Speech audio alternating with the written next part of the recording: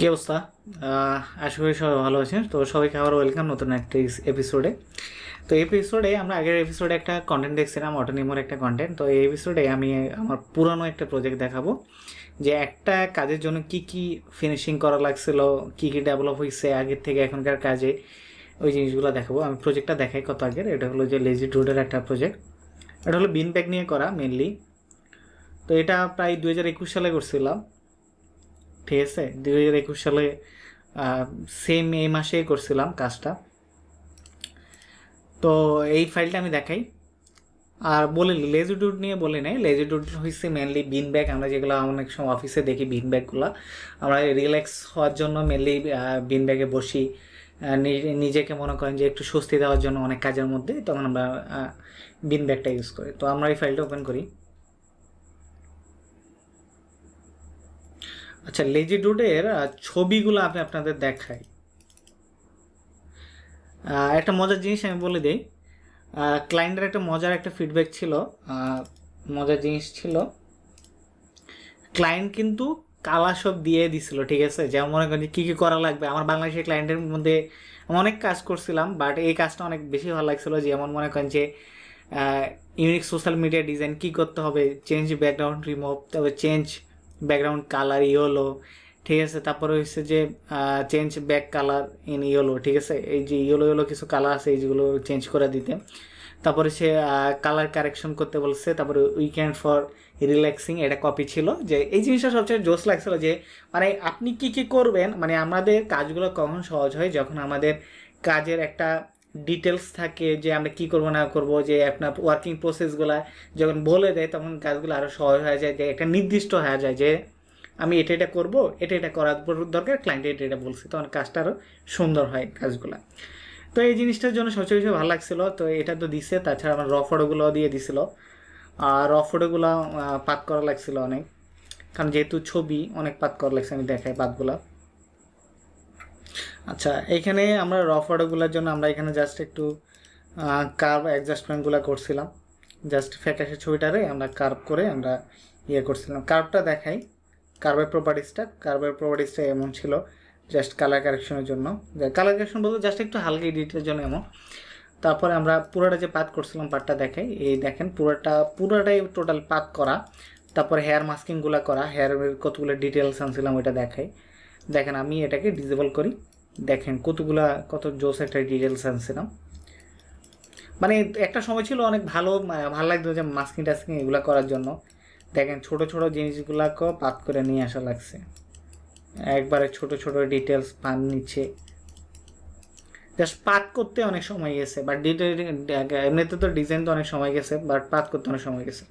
ওকে, এখানে দেখেন যেমন মনে করেন যে এখানে জাস্ট সোশ্যাল মিডিয়াগুলো লোগুলা এটার ভিতরে।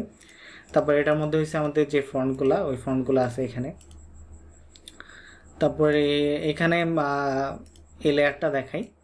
এই যে চুলের উপরে কালার করার জন্য দেখেন, চুলে একটু ডার্কনেস এখানে হোয়াইট আছে, এগুলো করার জন্য এটা করছিলাম।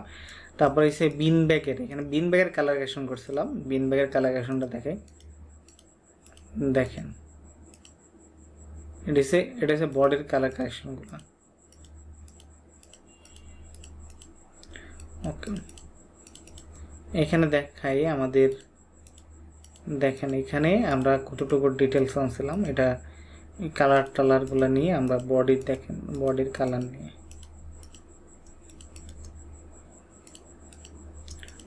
ওকে,